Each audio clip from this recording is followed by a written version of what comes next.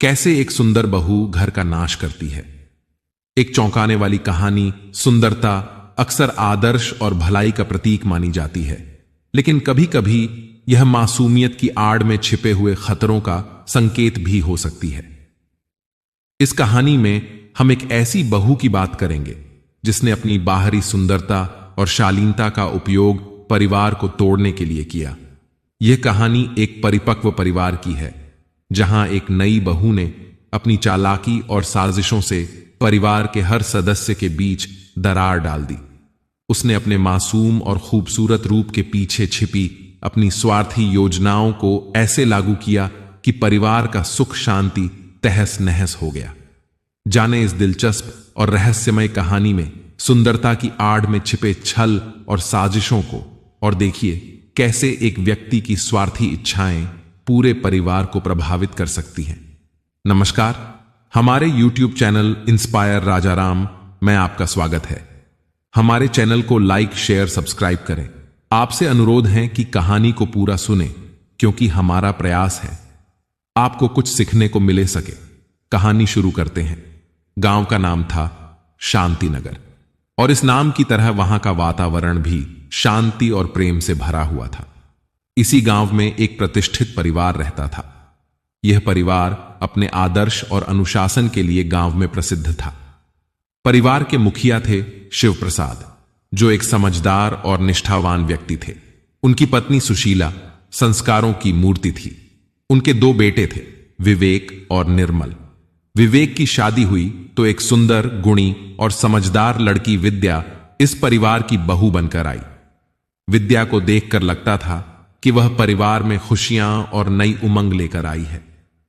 उसकी सुंदरता से लोग मंत्रमुग्ध हो जाते थे, और उसके बोलने का अंदाज ऐसा था कि कोई भी उसकी बात को नकार नहीं सकता था।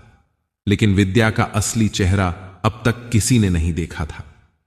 जब विद्या घर में आई तो पूरे परिवार में खुशी का माहौल था।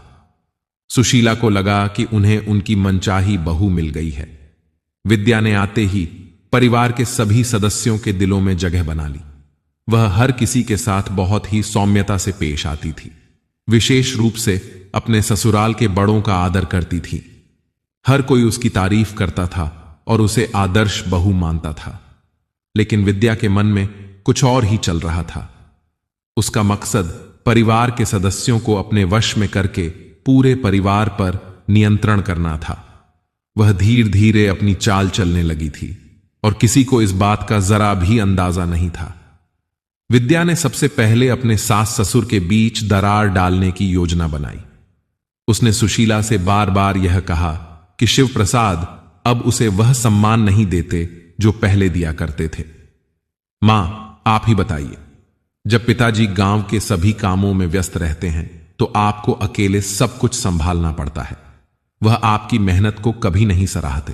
सुशीला को विद्या की बातें धीरे धीरे सही लगने लगीं, और उसने अपने पति शिव प्रसाद से छोटी छोटी बातों पर शिकायतें शुरू कर दी। शिव प्रसाद, जो हमेशा अपने परिवार के सुख शांति के लिए काम करते थे, इन बदलते हालात को देखकर असमंजस में पड़ गए। विद्या का असली मकसद सिर्फ अपने सास ससुर के बीच दरार डालना नहीं था। वह चाहती थी कि पूरा परिवार टूट जाए, ताकि वह अपने पति विवेक के साथ परिवार की सारी संपत्ति और अधिकार अपने कब्जे में कर सके। वह विवेक को बार बार यह कहने लगी, तुम्हारे भाई को देखो, वह तुम्हारे पिता की संपत्ति का सबसे बड़ा हकदार बनने की कोशिश कर रहा है। तुम्हारे पिता उसे अधिक पसंद करते हैं और तुम्हारे हिस्से को कम करने की योजना बना रहे हैं। अगर तुम अभी से सावधान नहीं हुए तो आगे चलकर तुम्हें कुछ भी नहीं मिलेगा। विवेक, जो हमेशा से अपने भाई निर्मल के साथ प्रेम पूर्वक रहता था, विद्या की बातों से प्रभावित होने लगा। धीरे धीरे दोनों भाइयों के बीच तकरार बढ़ने लगी। अब तक एकता में बंधा हुआ परिवार विद्या की चालों से दरकने लगा था। अब परिवार में तनाव इतना बढ़ चुका था कि शिव प्रसाद और सुशीला के बीच रोज झगड़े होने लगे थे। विवेक और निर्मल भी एक दूसरे से बात नहीं करते थे। परिवार की वह खुशहाली जो कभी पूरे गांव में मिसाल थी, अब खत्म हो चुकी थी। सुशीला, जो कभी अपने बेटों को एकता में देखना चाहती थी, अब अपने पति से दूर हो चुकी थी। शिव प्रसाद, जो हमेशा अपने परिवार के लिए जीते थे, अब अकेलेपन का शिकार हो गए थे। विद्या ने धीरे धीरे घर की सभी जिम्मेदारियां अपने हाथ में ले लीं। अब घर में वही निर्णय लेती थी और सभी उस पर निर्भर हो गए थे। लेकिन एक दिन कुछ ऐसा हुआ जिसने विद्या की साजिशों की पोल खोल दी। विवेक की गैर मौजूदगी में विद्या ने निर्मल से घर के सभी कागजात अपने नाम पर साइन करवाने की कोशिश की। उसने निर्मल को यह कहकर बहकाया कि शिव प्रसाद और सुशीला अब इस घर को ठीक से नहीं संभाल पा रहे हैं और तुम्हें और विवेक को इसे अपने नाम पर लेना चाहिए। लेकिन इस बार निर्मल को विद्या की बातों में कुछ अजीब लगा। उसने तुरंत अपने माता पिता और भाई से यह बात साझा की। जब यह सब बातें सामने आईं तो शिव प्रसाद, सुशीला और विवेक को विद्या की असलियत समझ आ गई। विवेक को जब विद्या की सच्चाई का पता चला तो वह अंदर से टूट गया। उसने कभी नहीं सोचा था कि उसकी पत्नी, जिसे वह बेहद प्यार करता था, परिवार को इस तरह से तोड़ने की साजिश कर सकती है। विवेक ने विद्या से सीधे इस बारे में बात की और उसकी चालाकी का पर्दाफाश किया। विद्या ने अपने किए पर पछतावा जाहिर किया, लेकिन अब तक बहुत देर हो चुकी थी। हालांकि विद्या की साजिशों ने परिवार को अंदर तक हिला दिया था, लेकिन शिव प्रसाद, सुशीला, विवेक और निर्मल ने एक दूसरे को माफ कर दिया। उन्होंने समझा कि विद्या की चालों का शिकार होकर वे एक दूसरे से दूर हो गए थे। शिव प्रसाद ने कहा, परिवार का बंधन बहुत नाजुक होता है।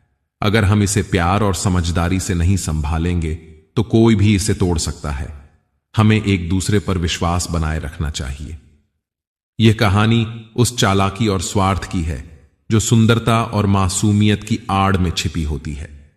विद्या ने अपनी सुंदरता और मीठी बातों से परिवार को तोड़ने की कोशिश की, लेकिन अंत में सच्चाई की जीत हुई। यह कहानी हमें यह सिखाती है कि परिवार के सदस्यों के बीच विश्वास और पारदर्शिता सबसे महत्वपूर्ण होती है।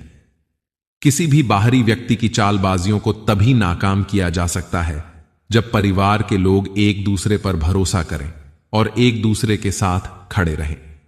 कहानी कैसी लगी? कमेंट में अपनी राय जरूर बताएं। आपसे निवेदन है कि कहानी पसंद आए तो हमारे YouTube चैनल इंस्पायर राजाराम को लाइक, शेयर, सब्सक्राइब करें। मिलते हैं अगली वीडियो में। धन्यवाद।